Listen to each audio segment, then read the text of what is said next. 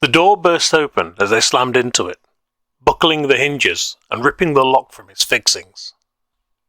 Careening into the heavy desk beyond, they fell to the floor of the office, the wind knocked from them as they tried to speak, barely managing to rasp out the words, "Help me!" before slumping to the floor. Marco was startled and sat unsure what to do at their entrance, as it had taken them entirely by surprise for a moment and froze in their seat. The faint words that drifted to him shook him back to the present, and he moved to them quickly, shouting, "Joe! Are you okay, Joe?"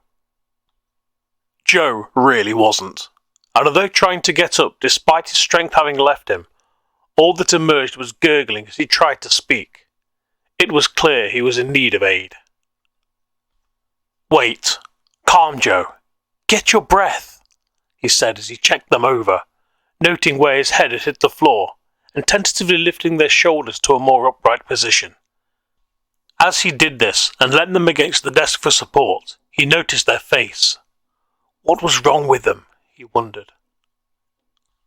Joe's face was tight, skin pulled across bone, as though he were 40 years more senior than the man he had seen scant hours ago when they had talked together downstairs in the workshop. But beyond this strangeness were his eyes. They were glossy and reddened from rubbing them, or perhaps crying. But it was what he could see within them that made him back away rapidly. Where veins should have been, there were instead silver threads, as though mercury now took the place of blood and such. He felt an unnatural panic hit him as he scrambled backwards till he hit the filing cabinet and pressed himself to its cold, hard surface. What's wrong with you?" he uttered, almost whispering it, his voice soft and shaking. Joe did not answer, or rather he seemed to try, only to shake wildly, straining to do so as his skin slowly changed its hue to a muted grey palette.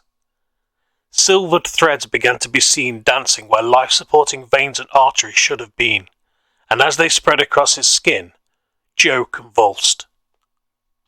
He was trying to reach out, but by all accounts his vitae was now more akin to what appeared to be that of silver or mercury than blood, more liquid silver than red, and within a minute Joe's agony subsided as his outstretched hand, with which he had been grasping at the air, stayed elevated where it was as his body succumbed, and the new structure solidified his body into a grotesque cry for aid.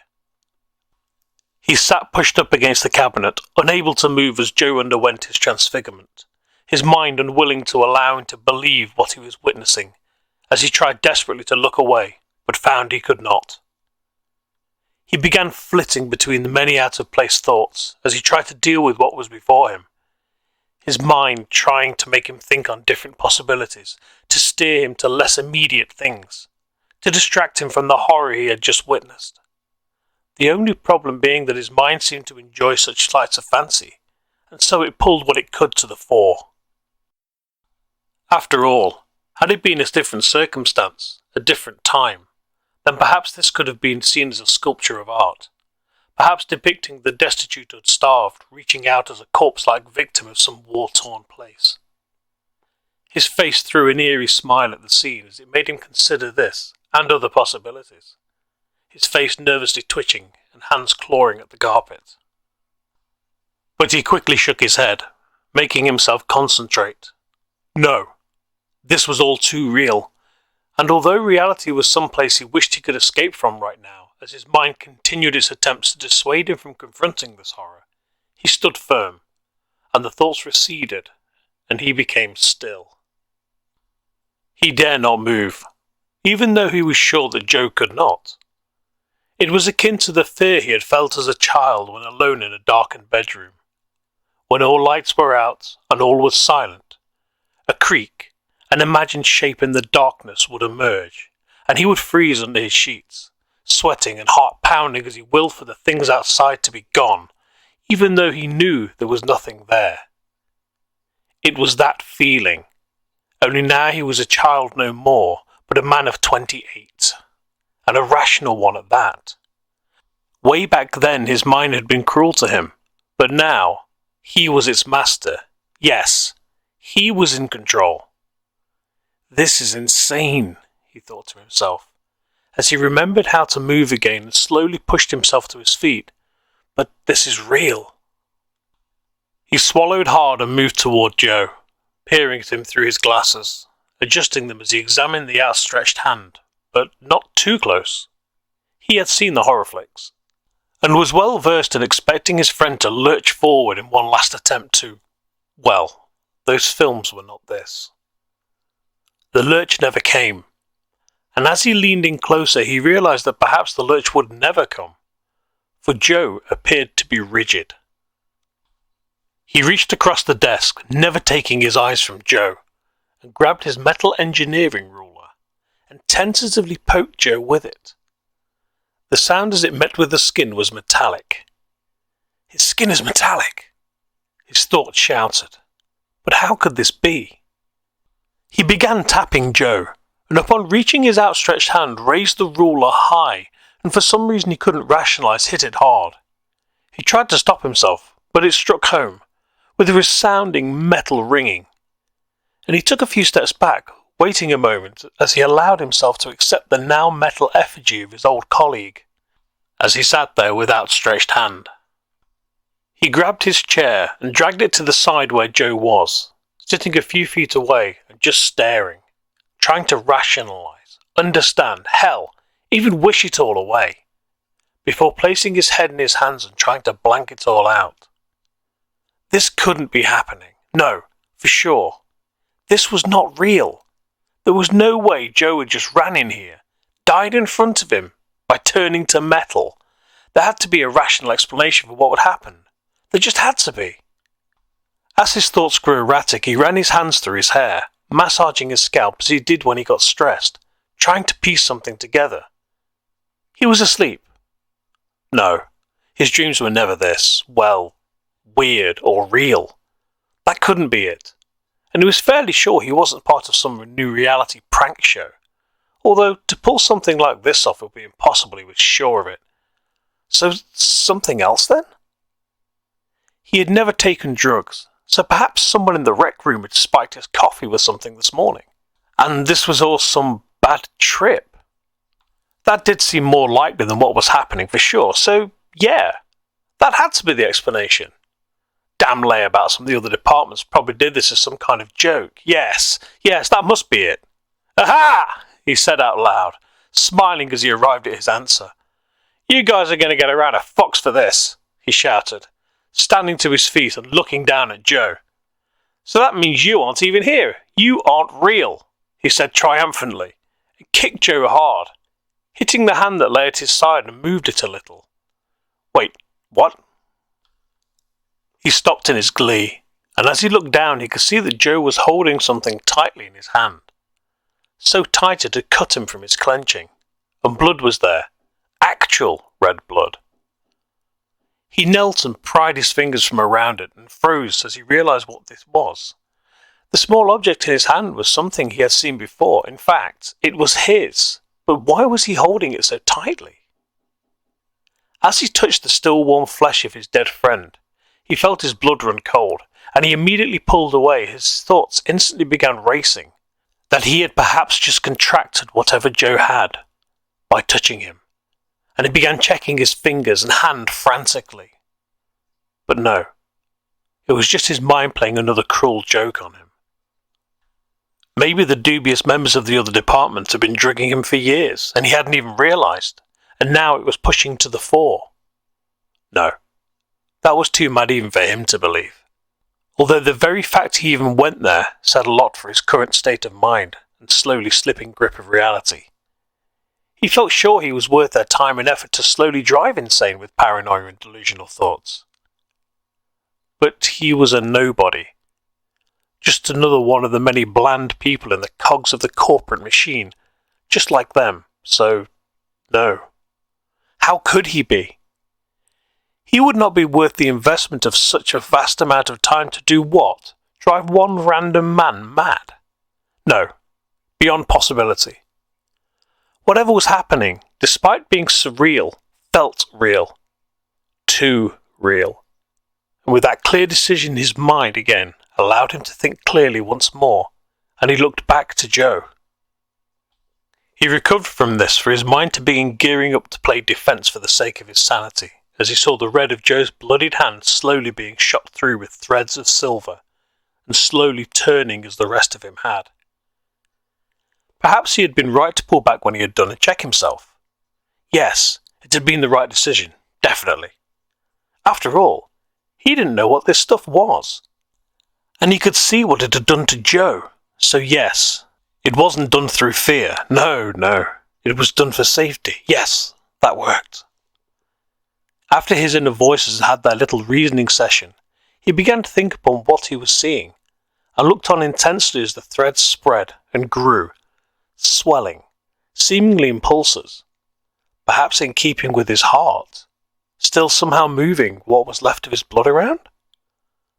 So, it took time to fully effect then. Or perhaps the blood flow to his hand had been constricted by his awkward positioning, half sitting up on it, from when he had pushed Joe upright.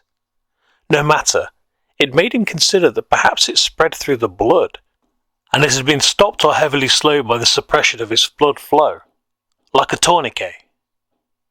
His mind drifted for a moment, but he shook the strange image of Joe with tourniquets all over his body, pulling them taut as he fought this seeming metallic poison while calling out for aid. God damn it! Why did his mind always make him see such odd things when under pressure? He flicked the object from Joe's hand using his trusty ruler, just to be safe, and wiped them both off on a tissue from the desk, checking carefully to be sure there was no silver.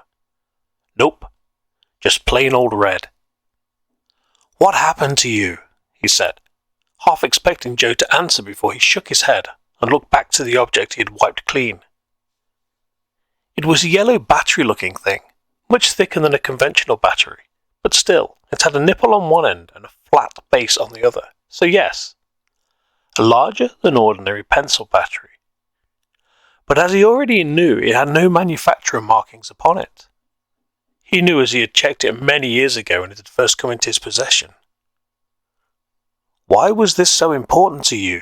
He thought as he turned it in his hand a few times. And then it clicked. Joe had always been a tinkerer, from a young age by all accounts.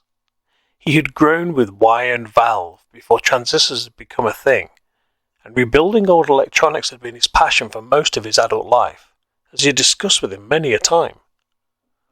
But I never gave this to you, he said as he turned the battery over in his hand and looked at Joe's face, wondering what was going off. Answers. He needed answers. He grabbed his jacket as he left the office, turning back to Joe as he closed what was left of the door quietly. I'll find out what the hell is happening, Joe, I swear. And with that, he headed for the only place he could think that might contain them. The basement workshop.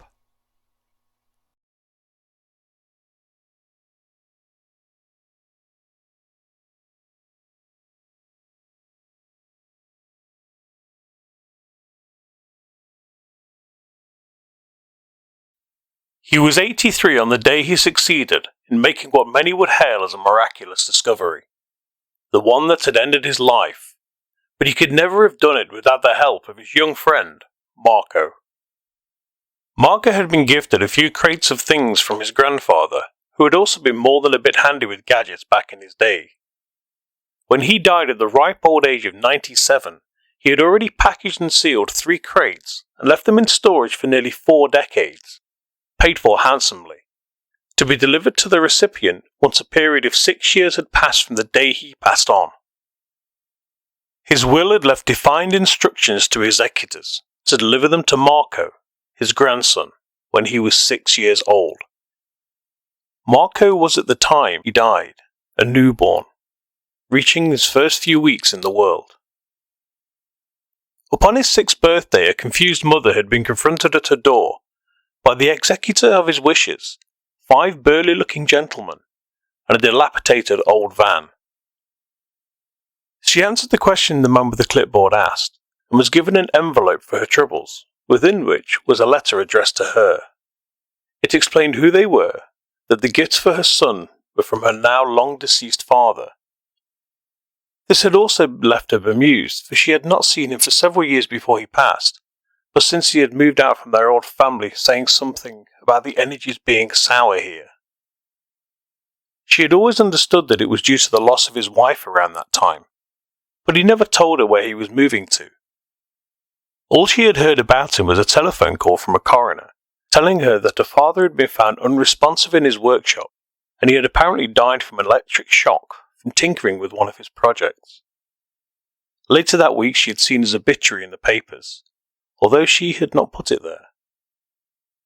Still, they had a gift for Marco, and she signed and accepted, and then realised why he had these men with him, as they grunted and hauled the 3 large dusty crates to her garage, and placed them along an empty wall. Once the crates were in place and the documents signed for, the movers left. The executor, however, waited until they had gone, and then passed her an old, carved jewellery box that she knew to be from her father's own designs. "He said you should have this to remember him," he said as he passed it to her. Inside the box was a strange mechanical pendant, not ugly, but strange for a pendant to be sure, and with it a small note. "Keep me with you." Tears fell, the executor left, and she headed into Marco playing with his toys that he had unwrapped earlier that day. She put on the pendant, slipping the wire over her head. It was odd that it was not a chain, but it fitted with the look of the hanging mini machine now at her breast. As she placed the box in a spot on the highest shelf, she knelt to play with her son.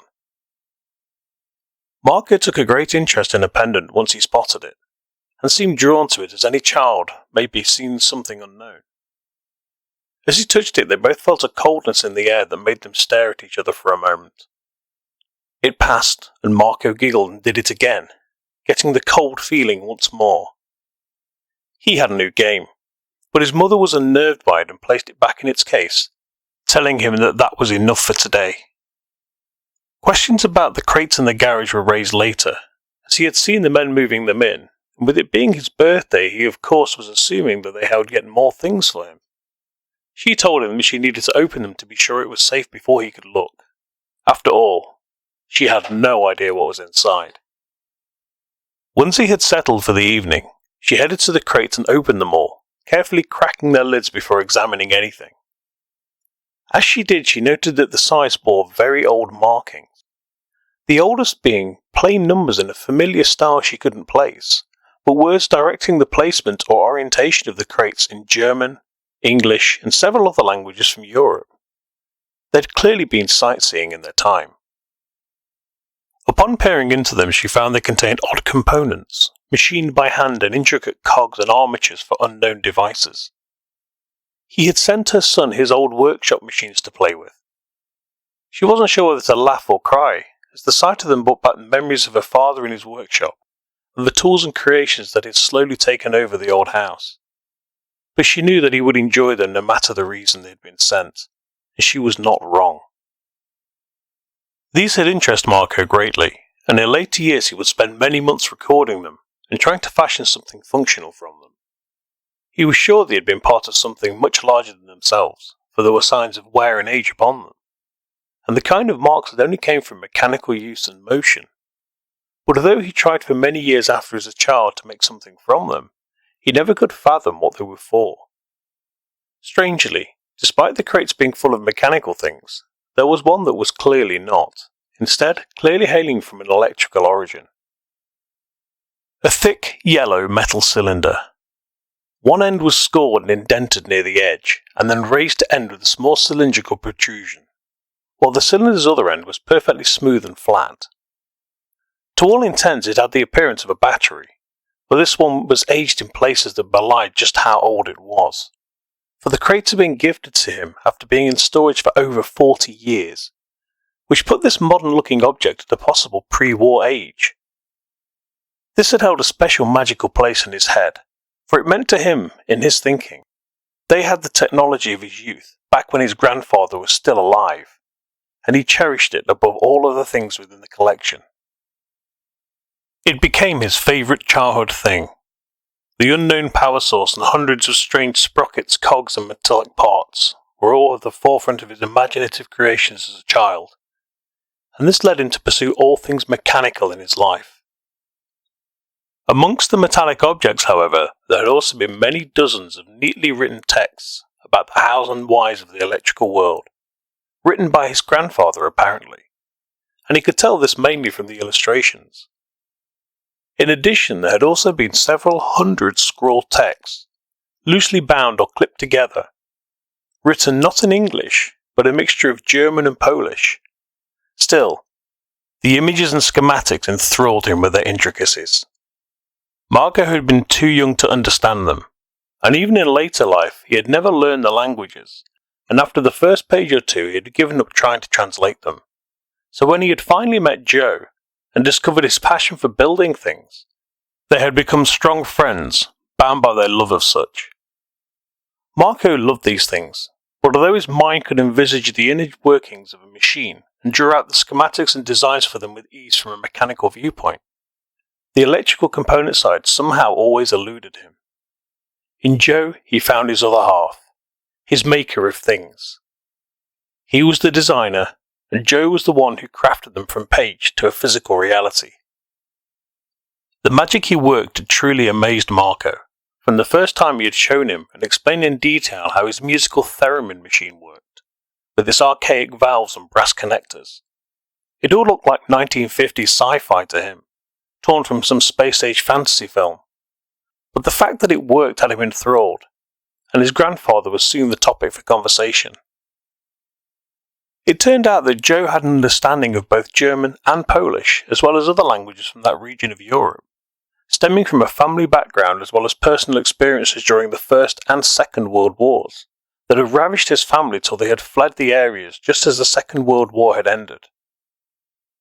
He had said that a lot of the writings looked like some of the old books he had read as a child, before he really understood what it was he was reading, and that some of the notes also bore resemblance to very old books he had seen while he had worked in a few private machine shops. Over the next few years he translated them all for Marco, between his tinkering and working alongside him in his creative efforts.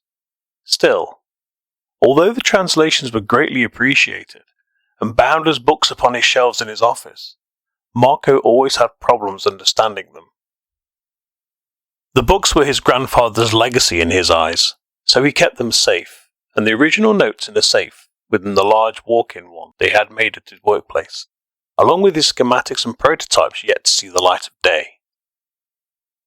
Marco would regularly bring a book down from the shelves to try and teach himself more, but he still had problems getting his head to retain what he read for more than a few days before it seeped away and left almost nothing behind he could recall.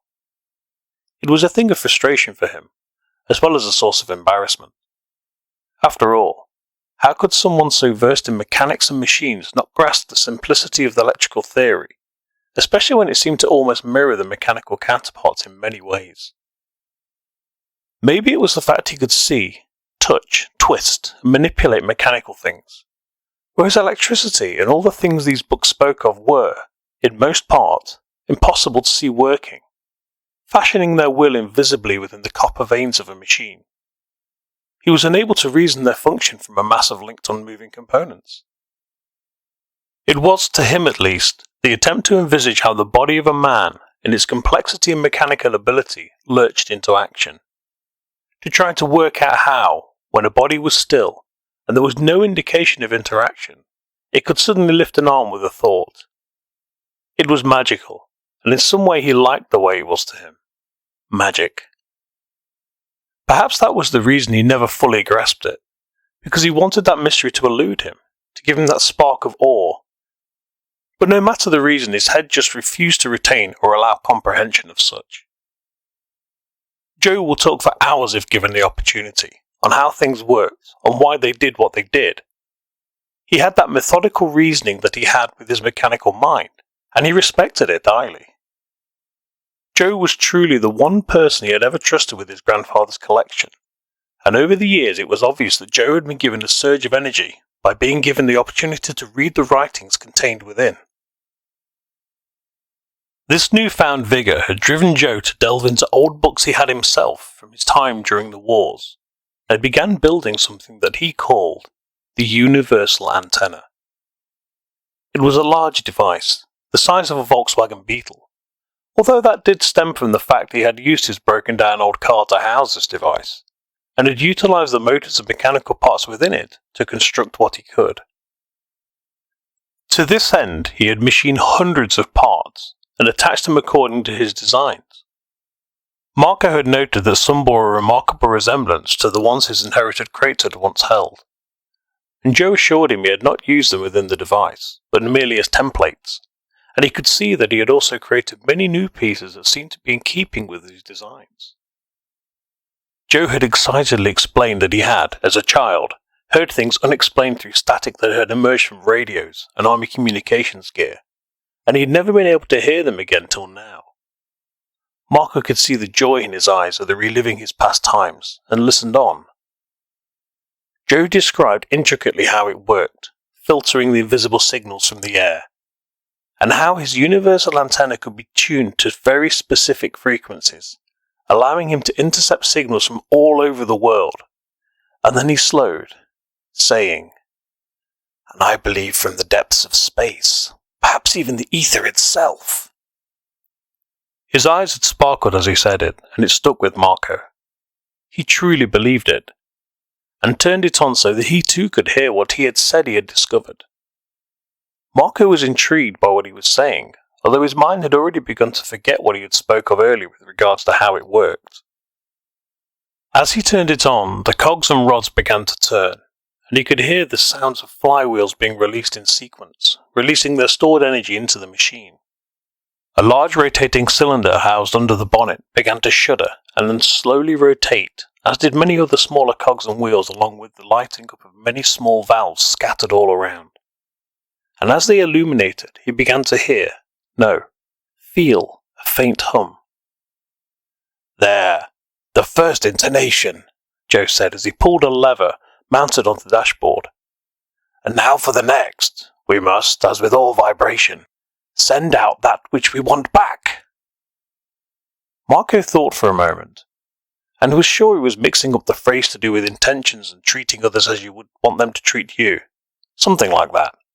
But he suspected that Joe knew what he was doing, so he listened to the machine as the humming raised in volume, and was joined by another more shrill, all the time watching Joe's actions. Instinctively, as the machine's humming rose in intensity, it began to vibrate the rotating cylinder, and that in turn began to make groaning noises that Marco associated with mechanical stresses. Joe quickly spun a small wheel at his side and rotated a disc slowly, and as he did, the wobbling cylinder calmed and ran smoother than before, the mechanical squill of its turning now almost imperceptible as it spun ever faster. Joe shot him a smile, and Marco understood that this machine was truly a hands-on affair. It was something he could truly appreciate, and he was not wrong, for this was how he thought of machines. That of extensions of the actions of the operator, or at the very least in need of actual work, such as that of a steam engine, in order to steer it true and manage its power. Yes, Joe had indeed built a masterpiece.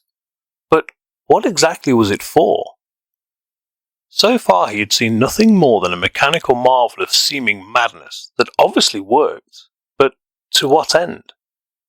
Where were these signals, and just where was this antenna? Joe seemed to sense his questions and raised a finger to him, grinning, and slowly depressed a large button on the dash, and then it happened. The air became thick with sound, coming from all around as though he was encircled by thousands of speakers, all tuned to different stations. Initially it was overwhelming, but seconds later the initial blare of sound receded to become a dull throbbing of sounds that seemed to just hang in the air. "Choose something! Anything!" Joe shouted across the din. Marco wasn't entirely sure what he meant, but he shouted back, "The weather report?" Joe nodded and spanned the selection of wheels in turn, turning an occasional knob, and as he did the voices faded, and the local weather station was pushed to the forefront, drowning the others out. "What the?" a bemused Marco began, and Joe clambered from the car shell and walked to him. "So, any thoughts?" He stood, hands on hips, grinning at him. Marco stared at him unblinking, trying to find words. "I know. It's strange, is it not? Joe said as he sat.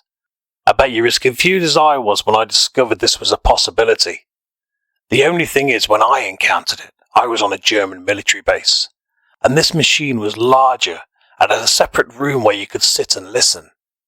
Or at least, that's what I had thought. Marco sat down opposite him on the floor and listened as the weather report said something about an approaching storm front. You see, with a young child's eyes, this room was a magical thing, where you could hear anything from anywhere, as long as you knew how to tune it. But now, as I am much older and wiser to what was happening in those times, I suspect, well, in fact I know, the place was used to monitor the transmissions from the Allied forces, and not just to keep children out of the way when important meetings were being held, he said, tapping the side of his nose at the last words. Marco stared dumbfounded. This meant that Joe had seen, known, touched something that was unheard of. Something that surely should have won the Germans the war. With the ability to eavesdrop on anything being transmitted anywhere, surely that would have turned the war in their favour with ease. But with that he wondered why it had not. He looked to Joe, and as he said, "But how come?" Joe finished his sentence for him. "They did not succeed," he sighed as he continued. "It was because of the things they received they did not try to. The things that made their signals distort at times and pulled their attenuation of the antenna to their own frequencies, as though their machine was being guided by the unseen." He looked at Marco and said quietly, "Other things, not us, not radio signals." Marco was holding his breath as he heard this, for he'd heard the rumours, the conspiracy theories of the madmen of the Reich circulating around over the years. Of dealings with supernatural, with aliens, with the dead. It was all bunk, of course, he was sure of it, but Joe seemed adamant. Perhaps not all of it was a flight of fantastic falsehoods after all. Joe shook his head as he continued. "I know, I didn't believe it either, but many times I was dragged into the room as strange noises began to manifest, and years later when I questioned my father about it, he told me of soldiers and scientists, as well as many captives being driven to insanity and worse by these strange frequencies. Some said they had heard the words of God, and others the dead, while others, they said they had been whispered secrets from beyond the beyond, not beyond the veil of death, but beyond our existence. Within a year of these signals causing such drastic effects, they closed the room and apparently destroyed the machine to prevent more problems. In doing so, they lost their edge in the war, and that is when they began to fall. Had the machine still been in operation, I believe the world would have become a much different world to the one we now know." He pinched between his eyes, massaging the top of his nose with his eyes closed as he finished, and as he looked up at Marco, he had moved over to the machine. He looked as it span and moved, noting the mechanical motions, his head deconstructing it all and recreating the design in his head. This was somehow familiar to him, or parts were, almost as though he had seen them before. From the illustrations in his grandfather's scribbled notes. As he turned to Joe, he felt the hand on his shoulder, as he was standing beside him now. "Yes, your grandfather had seen that machine, and I think perhaps he had had a hand in its creation, judging from his notes, as without them I could have never built this one." Marco nodded and turned to Joe. "So, what are you planning on doing with this creation of yours?" Joe smiled. "Do not worry. I'm not one to chase madness or try to recover the insanity that was created in those times. I merely created it because I felt I had to. Closure, if you will. To prove to myself that what had been seen when I was a child was in fact real, and not in my head." They both looked at the machine, and Marco motioned to the seat. "So, go on then. How do you make me do what it does?" he asked, smiling as he nodded towards it. Joe became overjoyed with his request to know more, and he nudged him towards the seat. "Jump in and I'll direct you." For the next few hours, Marco was given a meticulous step-by-step explanation on how to run the universal antenna, eventually coming to the last part of the tuning of the frequencies. "These discs here," he said, running his fingers across them. "They control the shift, or the phase of the signal. The first 6 are used, as you can see, by their current positions, to attune to frequencies upon our world. But the others, well, they change all that." Marco sat back, his hands off all controls, and asked, "Huh?" And Joe sighed as he continued. "These last 5 discs change things. The first allows, with practice, to direct the antenna using the first 5 as well, to the stars, to hear the celestial music and roar of the cosmic winds on other places. In short, you can listen to things upon our moon, our satellites, and even the worlds of our solar system." Marco wasn't sure whether to believe this or not, but everything he had been told and shown so far was beyond reproach.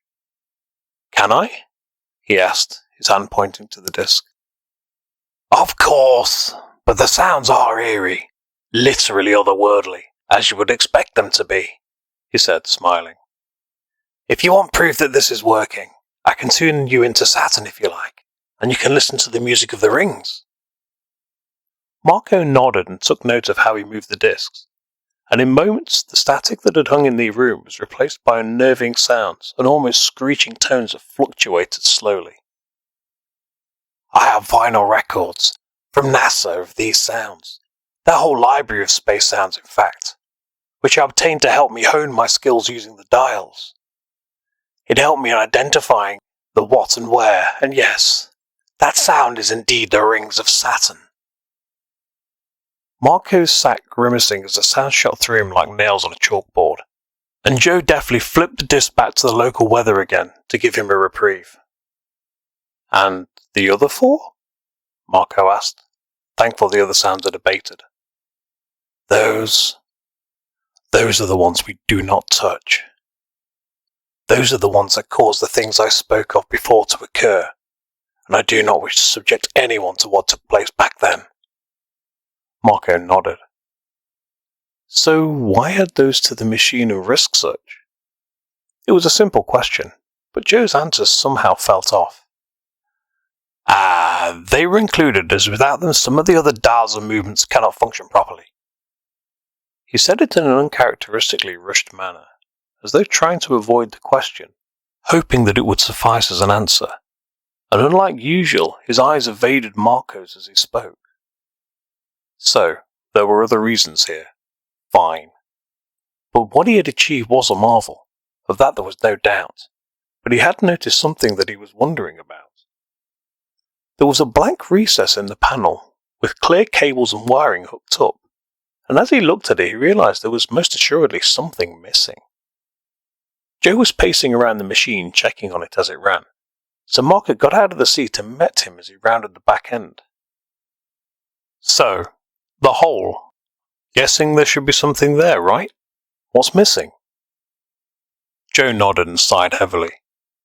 "Yes, the machine works, and works well enough, but it is indeed missing a final part that was noted in the designs, and in all that which you showed me, I could not find or fathom exactly what it should have been. I thought it's some kind of readout, perhaps a valve counter display or something, but from when this was envisioned no such things beyond pressure gauges and such existed, so that made no sense. I also thought some kind of light or other indicator, but again, no. But it must do something, for even though it runs well, it still doesn't feel complete.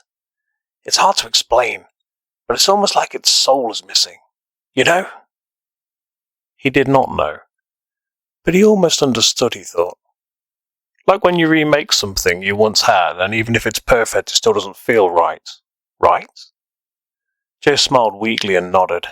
Yes, something like that. It's more like a voice is missing from the machine, if you will. Marco thought on his words. Like, perhaps, a speaker? Joe smiled broadly and laughed aloud. Now wouldn't that be a thing? But no, I have tried that. along with everything I can think of that would attach and be powered there, but nothing works. Marco leant on the car, feeling the vibrations running through him. And as he did, he felt something cold in his pocket, and pulled out his keepsake from his grandfather. Wait, it was about the right size. No, it couldn't be. As he slowly lifted it up between them, held at the end with his thumb and forefinger, Joe's eyes began to water, and they gleamed with happiness as though he were a bride-to-be being offered an engagement ring. Where did you find that? Joe spluttered. Marco shrugged and answered calmly. I've had this since my 6th birthday. It was a gift from my grandfather, along with the rest of what you know of. I've always carried it with me, although I'm not entirely sure why. But it makes me feel connected to him somehow, and holding it calms me down in times of stress. Joe circled it a few times before asking, May I hold it? Marco nodded and dropped it into his waiting open hands, and looked to the machine. So, shall we? Joe was shaking as he sat down at the machine, and as he reached toward the hole, he stopped and composed himself. Once he had stopped shaking, he lifted the yellow cylinder and held it below the recess. It was a perfect match. Do you want the honour? He said, looking to Marco. But he shook his head and smiled back at him. No, this means much more to you. Besides, I can always get it back should I need it. I know where it is, he said, smirking, tapping the side of his nose. Joe gave a little yelp of joy and he carefully held it to the recess. And as it neared, it leapt from his fingers and into the hole, as though pulled by a magnet. Joe sat amazed while Marco watched on. The machine changed in its movement instantly, in a way that Marco found hard to reason with. Although it was still spinning as fast as it had been prior to the insertion of his grandfather's battery, it seemed to somehow be moving slowly at the same time. For a moment he thought he was seeing the effect where, when a wheel spins fast enough, it is perceived to be spinning the other direction. But no, it wasn't that at all. It was as though he was seeing many instances of each overlaid upon themselves, all somehow present at the same time, at their differing speeds. It made him slightly nauseous, so he looked away for a moment to let his eyes focus on something. Anything to settle his vision and take away the urge to vomit. Joe could be heard whooping and cheering as the machine spun faster, the accompanying heavy hum permeating everything in the room. And then he heard Joe with crystal clarity as the hum abated, and as he looked up he saw the machine seemed almost still. It was on for sure, but it had reached what he assumed was some kind of harmonizing of the frequencies, and the result was a distant-sounding, ambient hum that whispered, as though several rooms away. Almost like that he had sometimes heard from his old TV, as the almost unheard electrical whine rose until it faded as it left his hearing range. It works, Marco! It works! Marco looked to Joe, who was out of the seat leaning across the top of the machine, smiling at him. I can hear again, so that's a good thing at least, he said, shouting at first, but lowering his voice once he remembered the background noise had gone. Yes, that missing part was the reason that the other discs could not be used. I had already tried, but they did nothing. They literally turned freely with little to no resistance. But now, he grinned to him, now, I think it may be possible to reach out to the other places. I could speak with them once more. Marco nodded but looked concerned. Are you sure that's safe, considering what you said earlier? Joe nodded and smiled back. Absolutely! They have always been truthful to me. And they were right in what they said about me one day rebuilding this machine. I don't know how they could have known, but they were right, so how could they not be safe? Marco nodded slowly, still not convinced, and wondering whether the voices he had said he had heard were in fact real, and not just a child's recollection marred from the many decades of clouded memories. Joe sighed and moved back to the seat, saying, Well, there's one way to prove it to you, and his hand slowly moved the next disc, deftly repositioning the others as he did. He knew where they should be, and he excitedly turned to Marco as he tuned the antenna, hopefully to where they had been in distant times. Marco stood watching him as he moved to the disc and smiled at him, and as he turned, the air began to emit sounds. It was as though an orchestra was quietly tuning so as not to wake a sleeping audience, but the sounds were not instruments.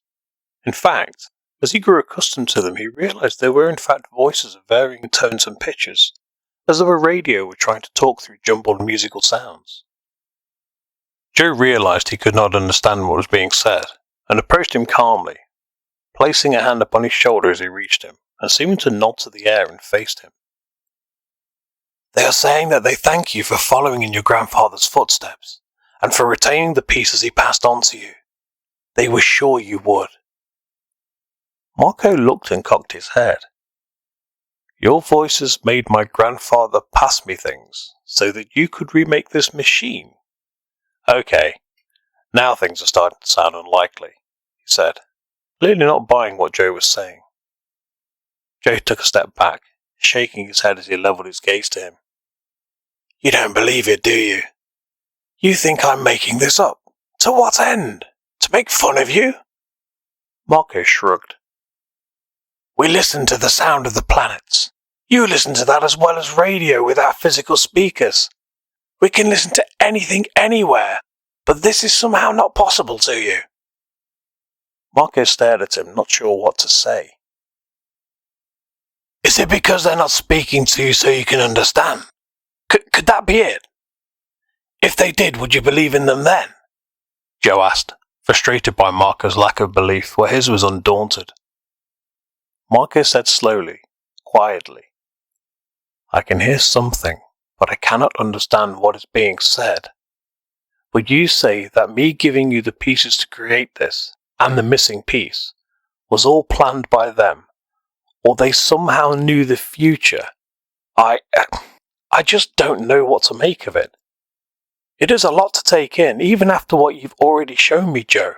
Surely you can see that." Joe considered it for a minute and nodded slowly as he accepted his explanation. Or rather, Marco assumed that is what he was nodding to. He smiled and moved back to the machine and seated himself again. "No matter, friend, for a solution has been reached. They gave me a new frequency for you, so you can be sure." And he spanned the discs again, and for Marco, the world changed forever. There was nothing at first, but the hum grew from all around, Joe grinning from where he sat as Marco covered his ears. It was no use, though, as the sound was being felt more through his body than his ears, and his vision began to blur. Lights began to appear, and Marco shouted out to Joe to stop, but he felt he was unheard, as he was not even sure where he was as the workshop melted away and was replaced by mists and random objects that floated by. Chairs, desks, lamps and books. It was like he was falling, but he could still feel the solid ground beneath his feet, since he had still to be standing in the room with Joe in the machine. Then the noises began. Chattering, screeching sounds, like insects in the thousands, no, millions, accompanied by sounds that reminded him of tearing paper and metal and straining cables. It all came at once from all sides, his senses assailed and overwhelmed by whatever it was, and then nothing, just darkness and calm.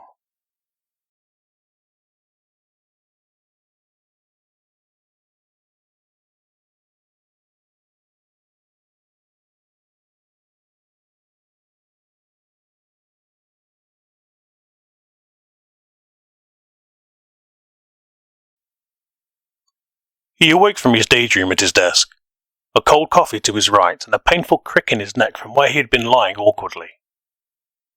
Whoa, how long had he been out? Had the day been that draining? He glanced down at the book that lay open under his hands, and realized he had been reading his grandfather's old books again. Must have dozed off trying to figure them out, he thought, laughing a little, but he slowed as he actually realized he understood what was on the page. Wait, I can read this and understand it now? He picked the book up and pulled it close to his face. The page was talking about phase differences and multi-phase windings, and he understood it. Finally, he shouted at the book. I get it! And he began hurriedly flicking through the book to be sure. And sure enough, each of the pages he chose had their secrets unveiled to him, the writings of his grandfather finally sinking into his brain. Perhaps the years of poring over them meant his mind had finally given up on the evasion of learning just what they had to say. But he could now, and it was, to him at least, amazing. He rushed from his office and down the corridor, passing the small workshop and other office that was on his way to the stairwell. He had to see Joe and tell him. At the bottom of the stairs, he turned and pushed open a door and headed down a corridor, slapping the book into his hand and examining its spine as he walked. He was, for the first time in a long time, happy with his head. At the large double doors he pushed his way through, turned again, and headed down another flight of steps and finally into a wide corridor littered with crates and gas bottles. This was Joe's domain, where his private workshop lay. He had ensured Joe had whatever he needed for, as his partner, and he had furnished the hands of the team with the best tools he could obtain within his means. Not to say that Joe hadn't also bought his own to the workshop for convenience, but a machine shop needed more than a handful of tools, and he was more than happy to supply whatever he could justify to Joe. He turned the book over in his hands again and headed for the workshop door. Yes, he had to tell him. Finally, he might be able to lend a hand and understand what he spoke to him about, instead of the knowledge just floating away whenever Joe stopped, akin to a child being told about calculus before they could even comprehend counting to 10. He could hear Joe working with metal from the door as he reached it, the familiar sound of pedestal drill as it squealed through the metal plate or block. He must be working on something, he thought, as he pushed one of the heavy doors open. Joe had his back to him, sparks flying from the lowering drill as he entered. The smell was strange, but not unusual, and he knew it meant he was working with an alloy they had been developing for custom projects. It always had a special smell when heated, almost like burnt oil. As he raised the drill and examined the piece, he turned and hit the stop on the drill. And as it span down, he realized he was not alone, and jumped a little at the surprise. "Marco, you'll be giving me a heart attack, son," he said, smiling as he clutched his chest mockingly, letting his machine part drift to the desk as he knelt, simulating a fall. Marco laughed as he waved the book at him. "Apologies, Joe, but I have good news. Amazing news. I can understand it." Joe looked at him, frowning as he drew himself back up and eyeing him as though he were under suspicion. "How's that again?" Marco moved quickly to him, his hands flicking to a random page. "Here, read it to me," he said, smiling. Joe slowly took the book and nodded as he noted it was one of the ones he translated years ago. He looked at the page and turned to another, and slowly read to him about the intricacies of a motor, only for Marco to finish his words off, and then continuing to explain how the motor functioned, and how it was wound and wired. As he started to talk about the phases and cycles of waveforms, Joe stopped him. "Took you long enough," he said slowly, a little saddened, or so it seemed, closing the book and passing it back to Marco. "Your rest must have really been all you needed, eh?" Marco nodded, then asked, "Rest?" Joe nodded as he turned his back to pick up the piece he had placed earlier on the workbench. "You came down to see me, said something about working on a new prototype. Then you looked like you were going to pass out. And then you did. You recovered but had the lethargy about you, and wouldn't let me call for help. So I got you back to your office, and a coffee, and you said you just needed to rest. I figured it was the heat and lack of aircon down here." Joe waited as he finished, his head lifted and half-turned, listening for him to respond. Marco sat heavily in a chair and sighed, noting to himself the stuffy, metallic air. Air filtration, of course. He had to get that sorted. "Wow, I must have been out of it. I don't remember any of that. I do remember coming down here to see you for..." He paused and tried to remember, but he really couldn't at all, before asking, "Did I hit my head or something?" Joe breathed a sigh of relief and turned to him smiling. "Yes, a little. Perhaps mild concussion would explain it. I did say you should get it checked out, but you were insistent as always." Marco sighed and rubbed his temples. I know. I can be such a pain to be around at times. I hope I didn't break anything when I was, well, here at last. Joe shook his head. No, all is fine. And you look well enough now, he said, his face near his as he was looking into his eyes like some kind of mad optometrist. He waved his eyes at the scrutiny and laughed. Okay, I get it. Crazy Marco. He grinned, adding, But that bump helped me, I think. As somehow I now understand, he said, as he tapped the book. I'll never be another you, but maybe I can be a better me. It should help no end, surely, for me to have an understanding of where and why and how things need to be. To aid in prototyping, right? Joe nodded as he eyed the book, and as he nodded his glance shot across the room to a tarp-draped machine. Yes, I'm sure it will, Marco. Enjoy your newfound knowledge. And he waved to him as he turned back to the workbench. Marco shouted as the drill span up again. Thank you, Joe! And he headed back to his office, rubbing his temple as he did. Maybe this headache was from the knock, he thought. By the time he had hit the second flight of steps it had vanished, his head clear once more. Once back in his office, he settled down to reading the book thoroughly for the next few hours, to practice his new comprehension of what had eluded him for so long. Joe waited for Marco to leave the room, listening for the sound of the external door swinging closed and the telltale footsteps on the stairs echoing. He left the drill spinning as he turned slowly, saying, He remembers nothing. Why is that? The air replied, He is different from you. His mind is damaged, broken, fractured. Joe moved to stand in the centre of the room, looking all around. You said he was perfect. One who could understand. To speak with you. It's not the fact we speak to you enough. It's not that. You directed me, guided me. Hell, you even told me his name when I was a child. How could you have known that? Why him? What are you not telling me? He cried into the dimly lit racks of pots and tools. You were enough, as were the others back then. We needed you to listen, so we could help you to help us realize a way to communicate with you all. Your actions have made this possible, as did the actions of the old father's father, of the one you call Marco. You were all needed, and you all did well. Joe stood, his arms hanging limply by his sides as he listened, understanding. So you were never actually a friend to me. You just wanted me to build the antenna. For what? And to what end? The voice was silent as Joe began pacing around, his mind slowly conjuring imagery of madmen being led away from the old room he had known a lifetime past. To what end? He yelled.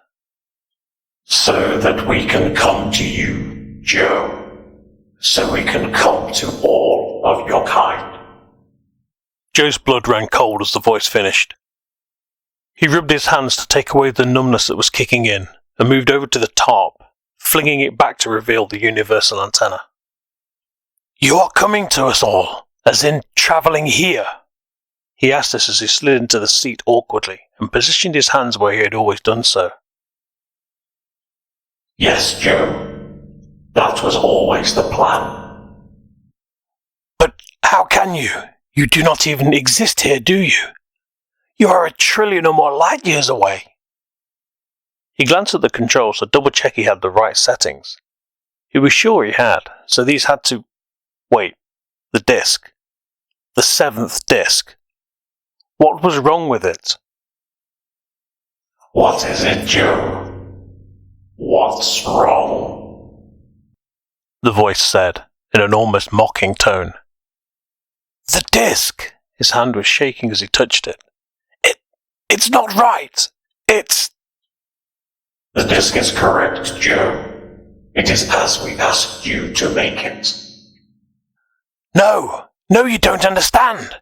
It is wrong. It is not the same as the original machine had, nor the one I made and placed here. It is pitted and notched. It has patterns and... As we said, it is as you were told to build it.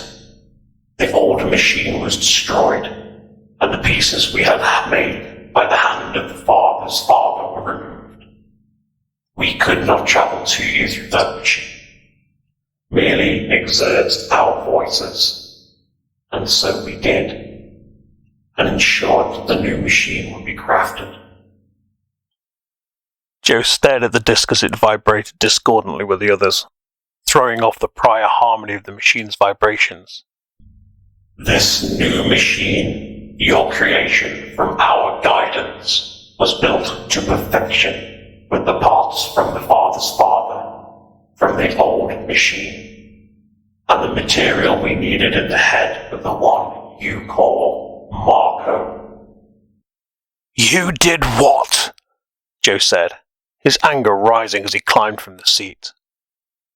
Oh yes, his wondrous alloy, his discovery. It was gifted to one who worked to create the previous machine, before the one you knew of, nearly 200 of your years prior. They passed this knowledge on to the Father's Father, as well as their own son, a chemist, a metallurgist, in your war times, I believe.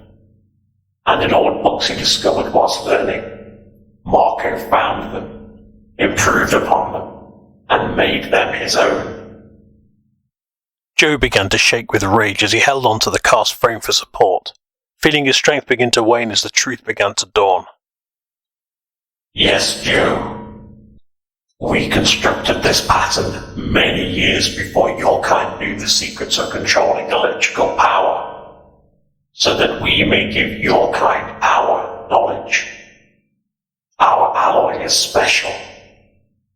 The voice paused for a moment before continuing, but not into the calming tone he had been accustomed to, but instead a cold, malevolent one. So very special, Joe.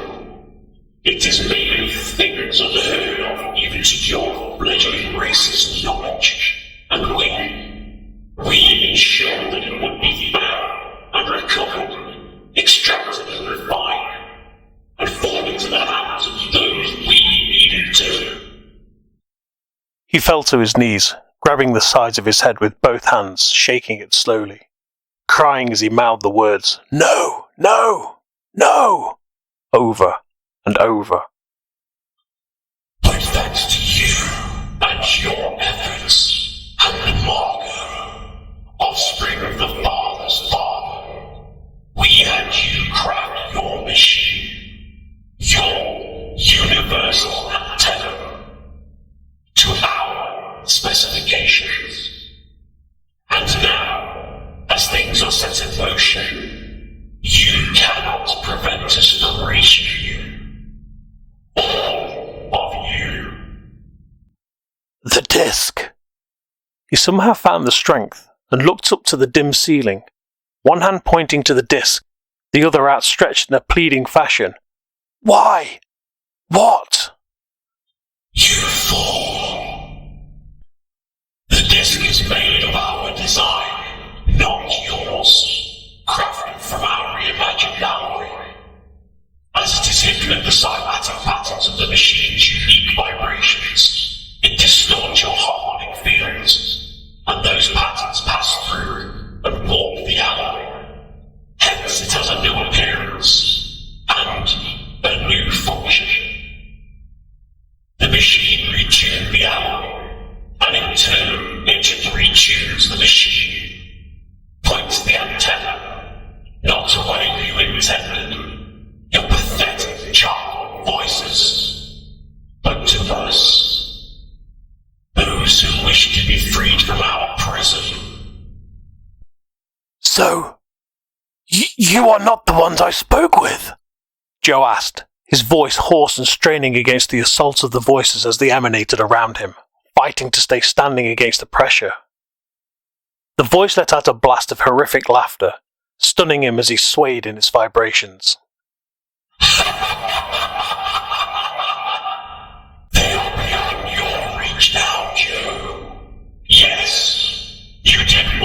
hear them, but one of ours ensured the machine had new parts fitted and took the place of that old machine. Our plan is coming to fruition. We subverted it for our own, and now they lie beyond your reach. This antenna can never reach them. It is only for us now. Joe sank to his knees in resignation. It had never been true past those first few times. He knew that now. He remembered their kindness, their support, their nurturing nature. And then the repair had taken place. The upgrade. From that point on, the strangeness had begun, and not too long after he had been prevented from using the room or being in contact with the machine. This was when they had taken over, subverted the operation, twisted its use.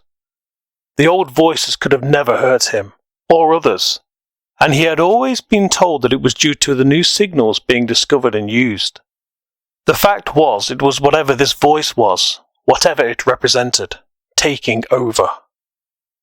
It was they who had given him the names, the information, the knowledge of what to do, where to go, who to seek out.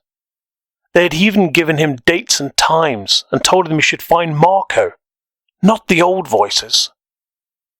And they had been doing so with countless others, including the grandfather whose books he had translated. He had been their puppet, as had so many others before him, and he felt hopeless. It was all hopeless. Do not despair, for we shall arrive soon, Joe, and your beacon will guide us in, keeping our path open.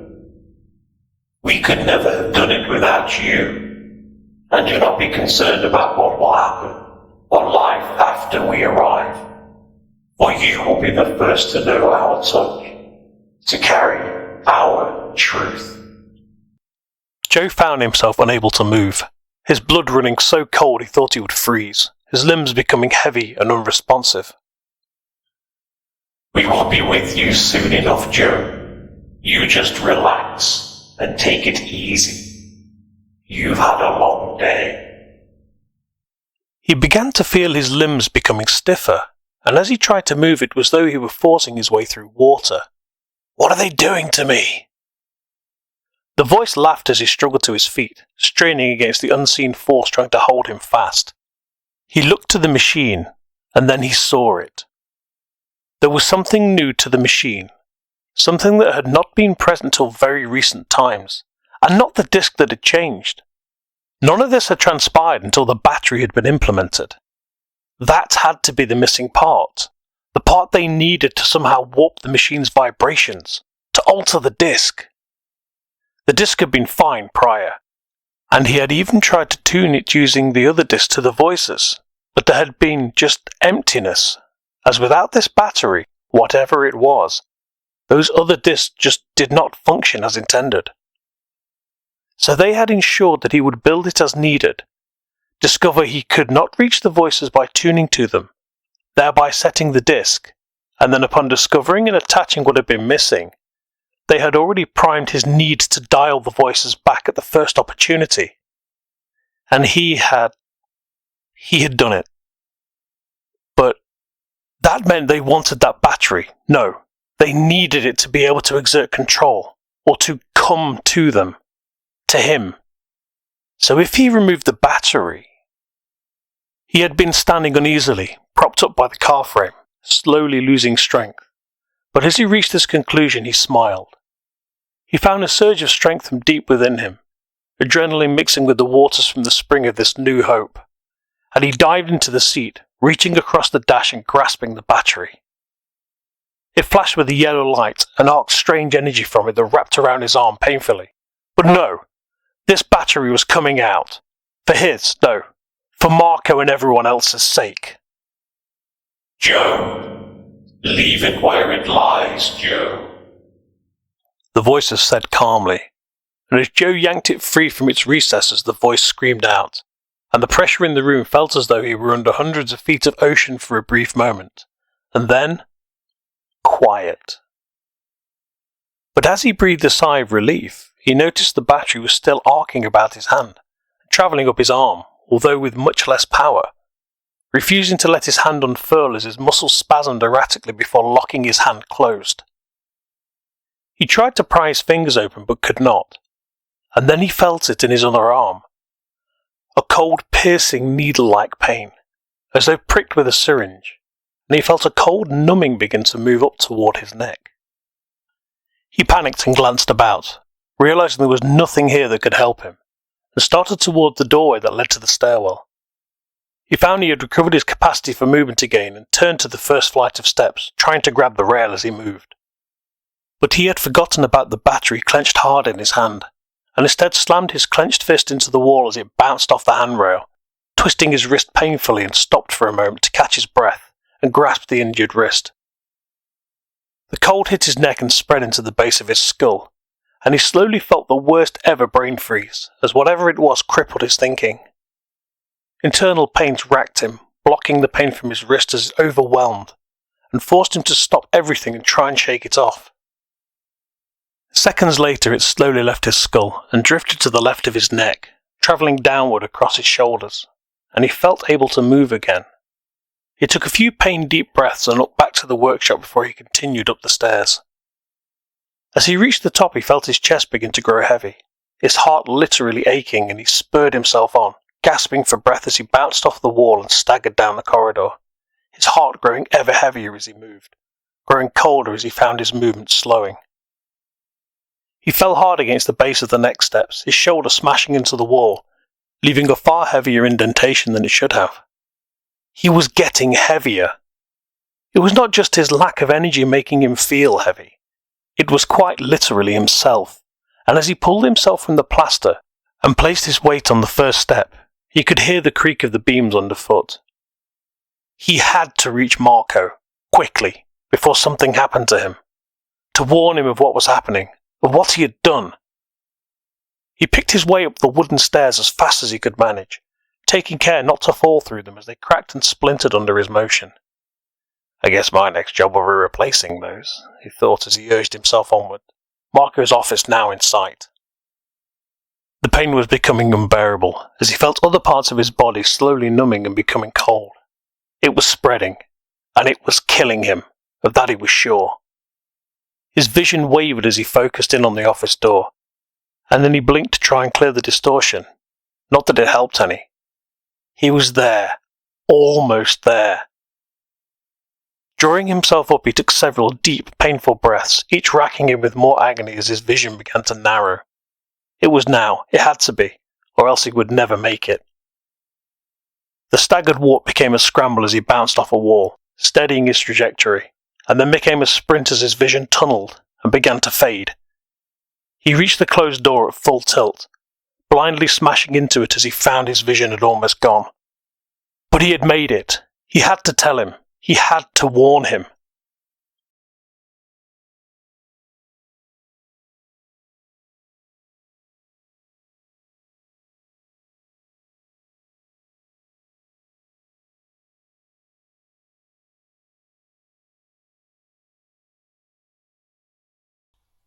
He made his way along the corridor from his office quickly, slowing as he noticed the impact where Joe had bounced from the wall in his final blind dash to him. He glanced back to his door, and then back to the impact before continuing. How did he cause such damage to the wall? He thought, as he began his descent of the stairs, before his mind called him back to the fact Joe was now metal, and he nodded to himself as though it was something normal. He slowed again almost immediately at the sight of the splintered boards, and his first step creaked ominously. Joe, what happened to you? Descent was made as quickly as he could whilst avoiding the clearly damaged stairs, and then he continued on his way, all the time watching his footing and noticing impacts with the walls. His sight must have been fading, maybe his balance too, his mind offered, and for once there was no flight of fancy about it. He was glad, as although he so very much needed to get away from what he had just witnessed, it meant that perhaps his mind was where he was too for once, wanting answers. He noted the impact at the foot of the second stairs, and the damage to the plaster a clearly hand-sized object had made, as well as the slight twisting of the handrail too. Joe had never been this strong, so how?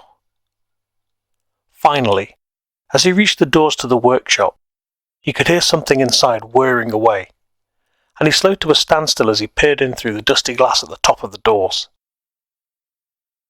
All he could see was the usual dim light and familiar benches and tooling, but the noise that drew him was quickly apparent.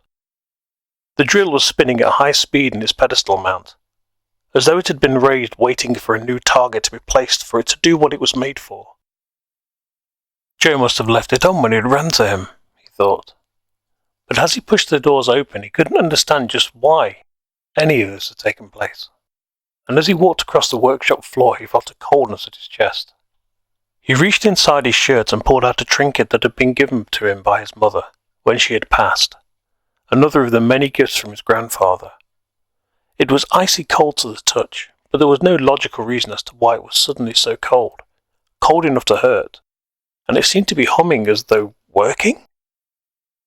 Upon closer inspection, he realized the intricate tiny engine was moving. It was moving! He had never seen it do this before, and for a brief moment he was distracted from the events that had transpired as he turned it over and tried to work out how it was doing what it was doing.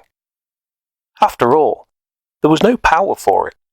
It was just a pendant, something to wear.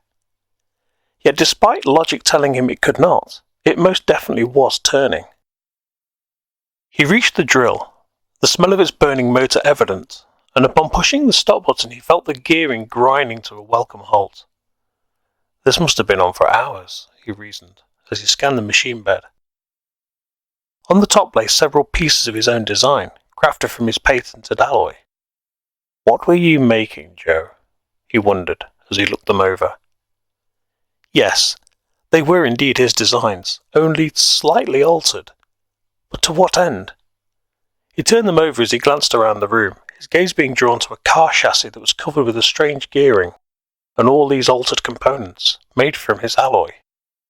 So, you were making something here, he said, as he moved over to it to begin examining them, only to find they were in motion.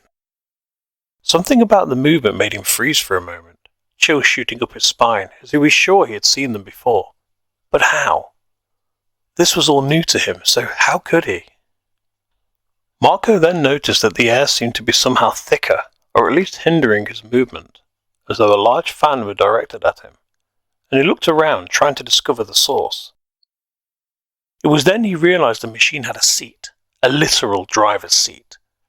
The car's original one, he wagered, and he circled the car to get a better view, and upon reaching it he got another shiver, and felt he had seen this before too.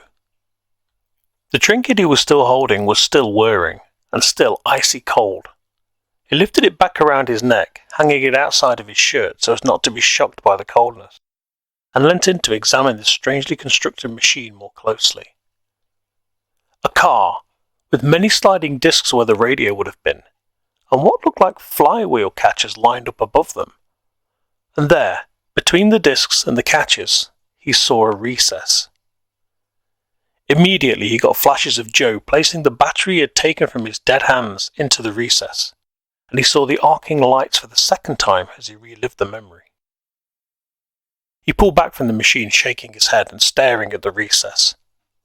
The images faded quickly, but as he looked up, more images began to seep to the fore, Joe moving the discs, and of an all-encompassing sound. The universal antenna, he said quietly, as he began to slowly remember what he had seen, what he had experienced, the weather station, and the sounds of the solar system. He found himself weeping at the recollections, Joe all too alive in them. But when? When was this? Why had he not remembered before? What was going off? Was his mind playing tricks on him again, or had he truly somehow forgotten all of this? He climbed into the seat slowly, and felt his hand drawn to the discs, and he found himself positioning them as Joe had done, in order to hear the weather. And sure enough, it came through loud and strong. It was true. What he had forgotten? Why had he? Joe had done something amazing here, fantastic in fact. So what was going off, and why couldn't he recall anything till now? And more importantly, what had happened to Joe? He had to find out, and was sure his memories of this machine must hold the key. And so he began to focus upon his new memories and enacted what Joe had done.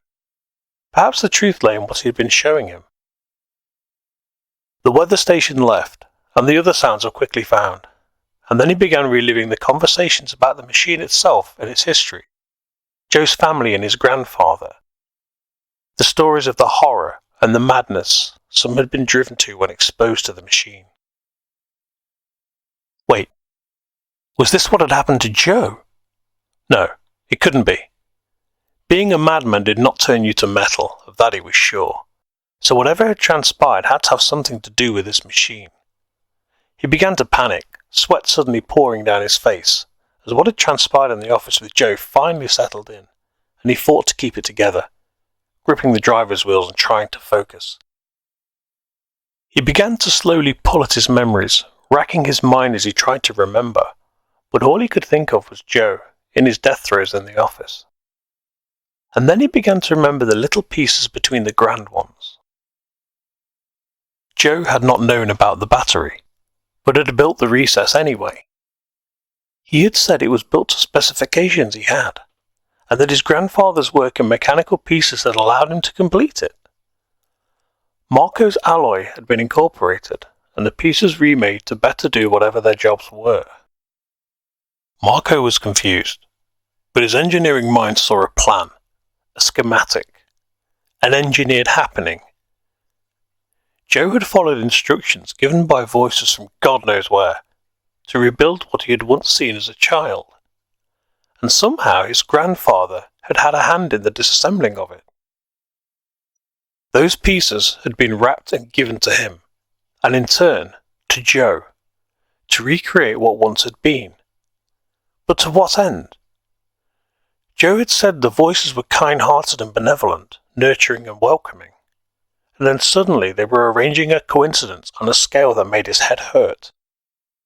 So Joe had been sent to him somehow, to be reunited with the pieces, to remake what once was.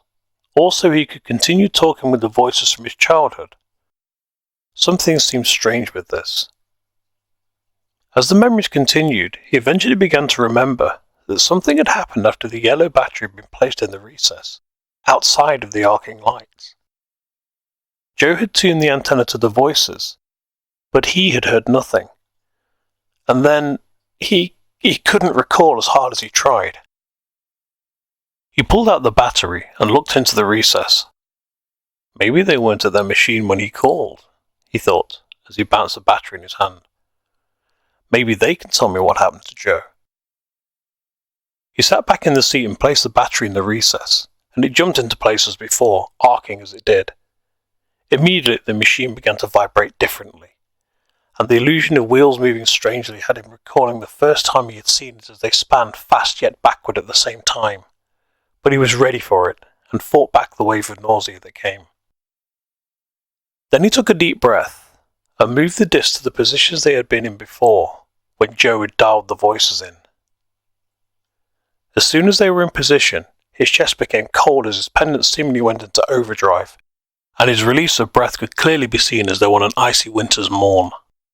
He lifted it away from his chest, and as he did so he heard it. Quiet at first, but raising in intensity slowly.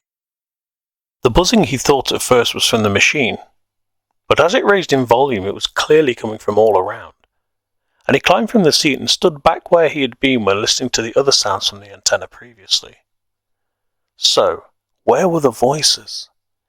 He glanced around and shouted, "Where are your voices?" The buzzing ceased immediately, and was replaced with silence as though an amplifier had been turned up in volume, giving a low crackling background hiss of nothing. "Well, what happened to Joe?" he insisted, raising his voice a little as, from what he could see, something had taken notice of him and stopped the other noise. He had their attention. "Well?" The background hiss grew in volume before being replaced with a voice. "You can hear us now." Marco shrugged as the voice seemed to invade his head from all sides at once, wincing as it hit him. "Perhaps we made an error." The voice stopped suddenly. Marco looked around as it broke off, his hand moving away from his replaced pendant, now cold enough to tolerate again. "Are you still there?" he said loudly, spinning around. Silence. Not even the hissing static was heard. He took a step back to where he had stood initially and called out, "Is this a better spot for you?" Silence again. He stood as he looked around, glancing back to the machine, and he found himself turning the pendant over in his fingers, and as he did he heard broken words. "Human, 1-4. I see. Your trinket blocks our communication. Unforeseen." "Unforeseen? You mean as in you had plans?" Marco asked slowly. "Yes, you were chosen to carry forth our word, but we had to use a lesser vessel." And with that his mind was assaulted with imagery of Joe, and the memory of his last encounter with him was now his. Marco reeled as it hit him, and he released the pendant, their voices vanishing once more. He stood still as the memories played out. The laying out of the past, the plans, the usurping of the identities of the original voices, and ultimately what they had given to Joe. He was angry. So very angry. He had discovered what had been done to Joe, who had done it, and he was being told it was supposed to be him. His inability to be their host because he was broken had ended Joe. But what the hell were they? He wanted them to pay for their acts upon his friend, and again his mind was not making light of the matter, instead keeping him focused, so he lifted the pendant slowly. "What the hell are you?" Marco asked, his anger wanting to come forth, but it had nowhere to go, nothing to lash at. "We are the voices Joe needed." "You destroyed that man!" Marco cried out. "No. We merely gave him our gift. He was to be the first, as you have now seen and heard, to guide us to you." And with that the voice changed to the darker one that had been heard in those memories. "To all of you." "No, I won't let that happen," Marco shouted back. "And what can the descendants of our pawns and plans possibly do to stop us? You are powerless to prevent that which is coming." A long pause of silence played out before they finished with a resounding "Us." Marco could feel them trying to push themselves into his mind. Insect noises starting, along with rending metal and twisting cables.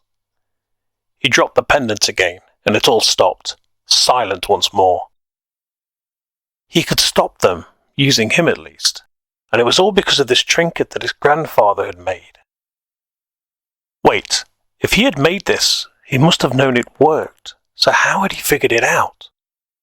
They would never have given such knowledge or power from what he had seen and been exposed to. So who? Or perhaps he had never heard these voices. Perhaps the others? No matter right now, as he had a machine to stop. He ran to the car, pendant bouncing from him with every step, their voices ringing between the bounces as he moved along. "It is too late, Marco." He reached the car and circled it to the driver's side. "You cannot stop us." He slid into the seat hurriedly, his hair snagging on his pendant. "We are already coming." He spanned the disc to their starting position, and as he grabbed and yanked the battery from the recess, he heard their words once more. "We thank you, Marco. We will see you in time." He quickly disentangled his pendant from his hair as the last words fell. "Soon, Marco." And peace landed hard upon him as he slumped triumphantly into the seat. He was a mess. Feelings of success and anger, sorrow and rage swirled as he caught his breath, and he looked down at his hands as they held the battery loosely. He had turned off the antenna, Joe's machine, and that meant they had no guiding beacon any longer, since he had now removed their power source. But Joe... He ripped the ignition from the car as he emerged from the machine, and threw the key into a metal box that contained hundreds of other keys and scrap metal pieces. Just to be sure, he thought, as he headed back towards his office, to his fallen friend, Joe.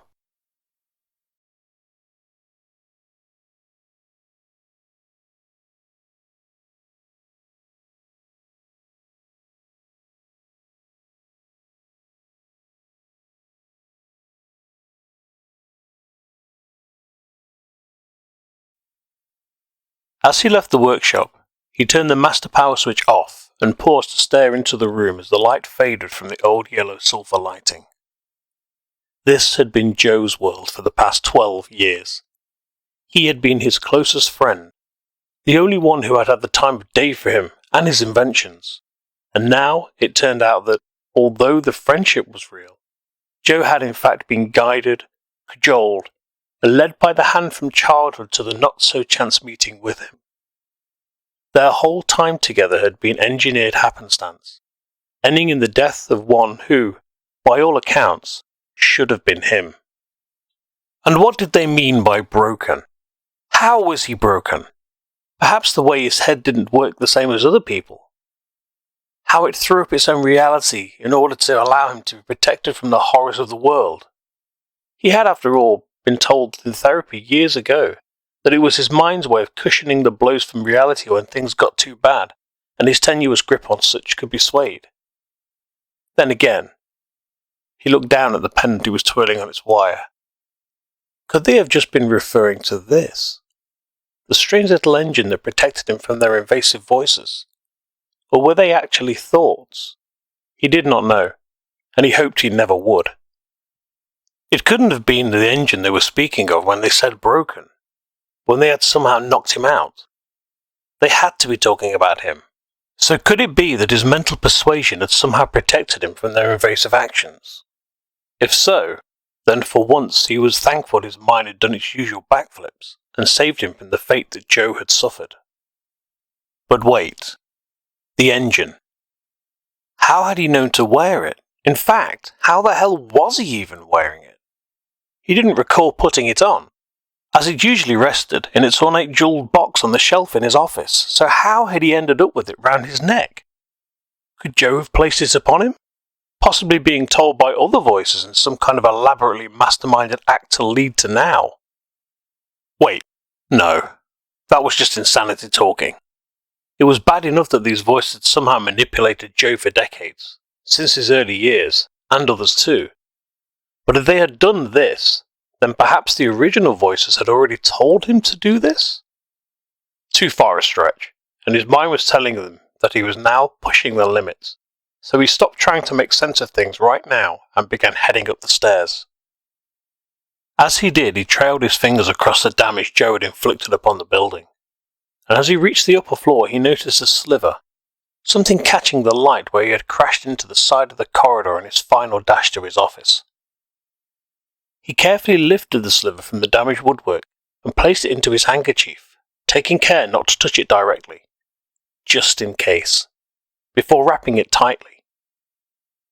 Maybe this will come in handy in figuring this all out at some point, he thought, as he placed it in his top jacket pocket and slowly advanced to the teetering door that was leant against the wall of his office.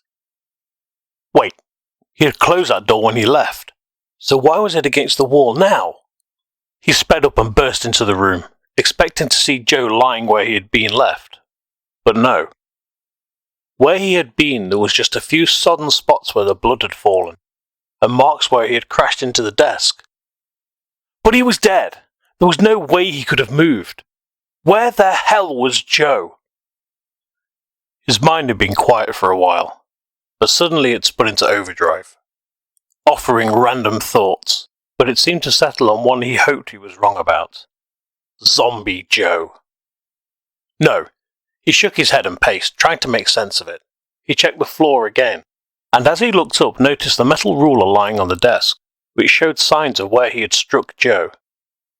As he looked down, he even saw the scuff on his shoe from where he had kicked him. How did you get moved, Joe? He couldn't see any trace of him in the room, and the only indication that the body had been moved despite the obvious lack of a body, was the door being placed neatly to the side. Did someone come here and take him, perhaps? But who? How? And more to the point, why? Things were just getting stranger and stranger, and he was starting to have difficulty coping as he dropped into his chair.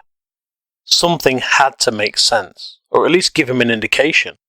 But as he sat there, images and voices ringing round his head, all he could do was weep into his hands as they supported his head on the table.